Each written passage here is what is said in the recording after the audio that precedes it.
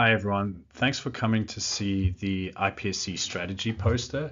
Today I'm going to talk about strategies that we've implemented over the past year to optimize our neuronal differentiation program from iPSCs.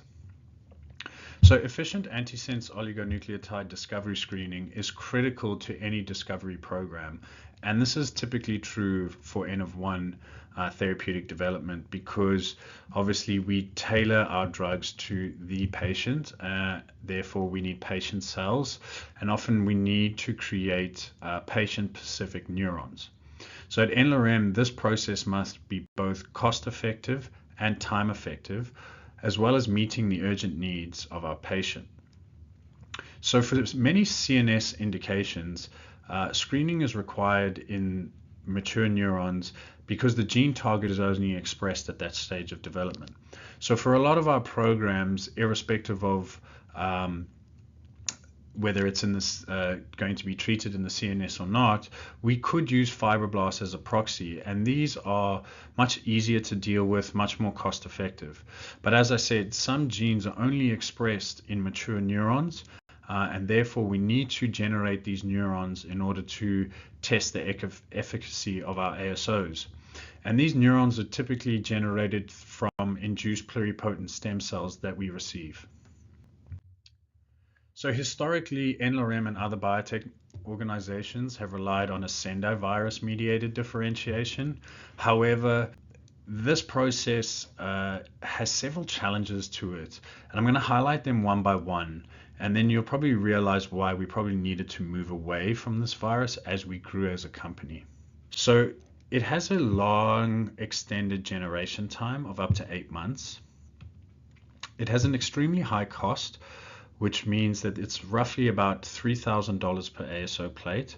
And depending on the program, we might have upwards of 10 plates per ASO program. It's very labor-intensive workflows. You have to have the right PPE. You have to do it in a viral room. It's a lot of weekend works and a lot of long hours to ensure that these neurons are generated correctly. But one of the major issues, especially for us here at n-Lorem, is the variable neuronal yield that you get. You get to a certain stage, and only then do you know how many neurons that you'll have, which then loops to the last point that there might be the need for multiple rounds of neuron generation. So that 8 months could quickly turn into 16 if you have a significant issue with variable neuronal yields. So this then limits the scalability for the high throughput screening that we have here at n-Lorem. So I'm just going to walk you through that pipeline and give you more of a visual understanding of why it can take so long. So we have a significant plating event that starts here, where we'll plate a significant number of iPSCs. Then we'll juice them with the Sendai virus. And Sendai virus here in step 2, they're very sensitive to stress. So what might happen is if anything goes wrong and the integration doesn't occur, we'll need to loop back to step 1. If the initial differentiation goes ahead, there'll be this day in vitro 3 split, which completely determines the yield of the neuron and is very extremely variable. And depending on the yield here, we can either go down 2 fates. We either have to repeat these steps again, or we can move to differentiation of mature neurons. But really, these 3 to 4 steps are highly variable, and in science, it's better to be able to control things than not to control things. And for us, the inability to control the yield and how many times we had to go back and regenerate neurons meant that we had to find a more sustainable long-term method. So this is where our new methodology that I want to talk to you comes into play. NGN2 or neurogenin-2 is a pro-neuronal transcription factor that drives rapid differentiation of pluripotent stem cells into neurons. It has a similar mechanism. We're going to package it, but this time into a high titer lentiviral packaging.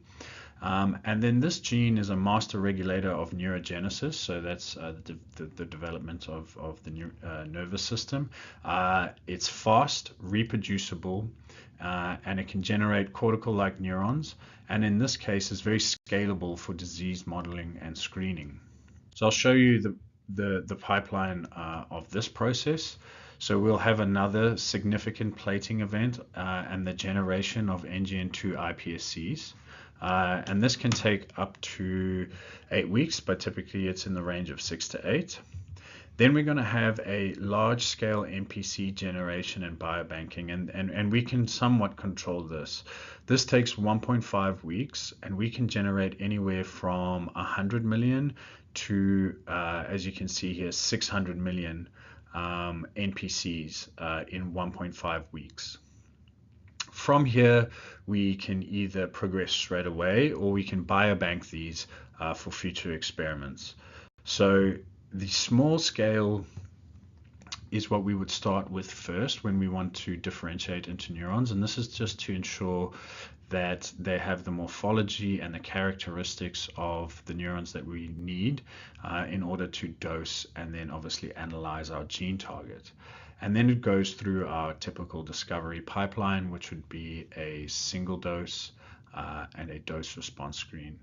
The time scale for small scale would be 4 weeks, and then due to the large number of NPCs that we can generate, we can conduct a single dose and a DRC within 9 weeks. So the timeline then for these neuronal screens and from good quality iPSCs to the end of screening is about 21 to 23 weeks, or roughly about 6 months.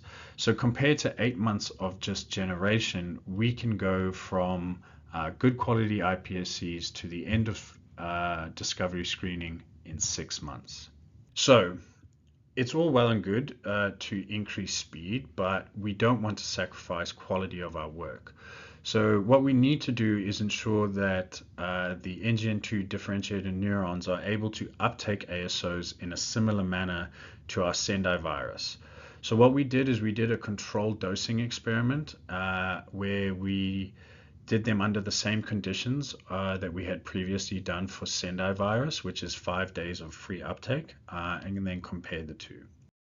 So here we have the Sendai virus protocol and the activity of our two RNase H HTT controls, control 388 and control 131, and you can see that their IC50s here of about 1.65 and 0.03 micromole.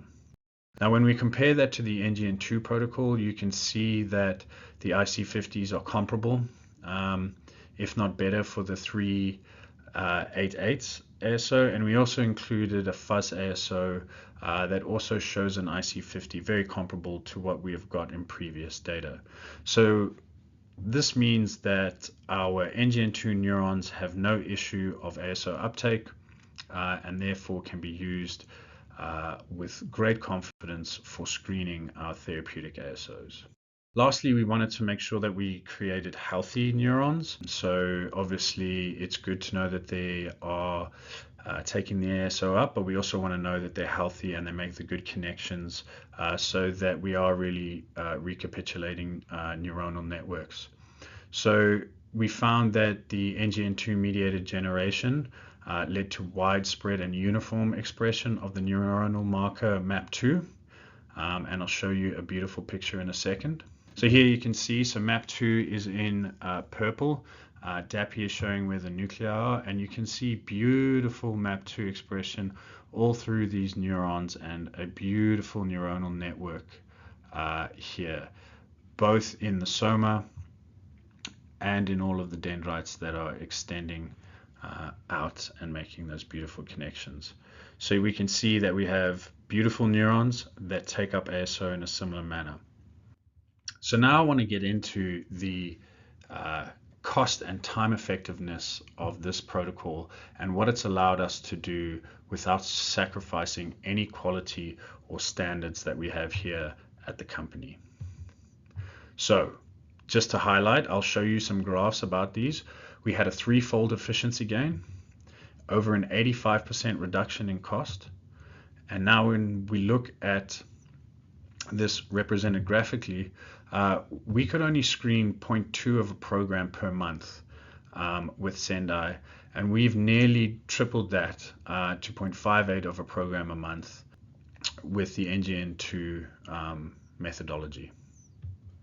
In terms of our savings, we were close to $3,000 per ASO plate with the Sendai virus, and we've dropped that significantly all the way down to about nearly $400 for the NGN2 plate.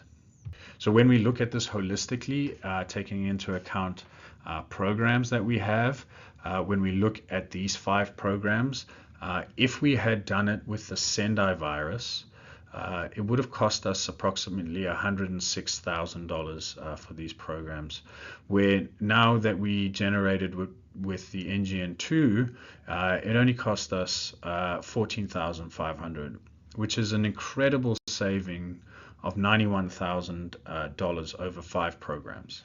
So in conclusion, all the described methodology encompasses a continuous, diligent, and data-driven attempt to optimize our processes to help more nano-rare patients today. And before I end, I just want to show you one last graph. And this graph I find very striking because it basically brings it back to the patients and why we do what we do. It's all about the patients and helping as many patients as we can.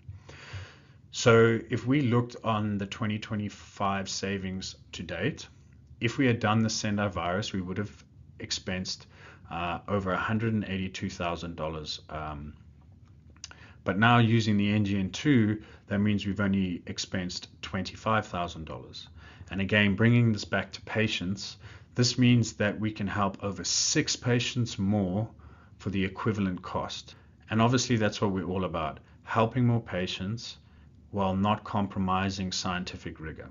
Now I'd like to thank a few labs for their contribution to this. The Yo lab for a proportion of the NGN2 plasmid at the beginning of our experimentation, as well as the Gleason lab for their NGN2 protocol, which we modified to suit our needs.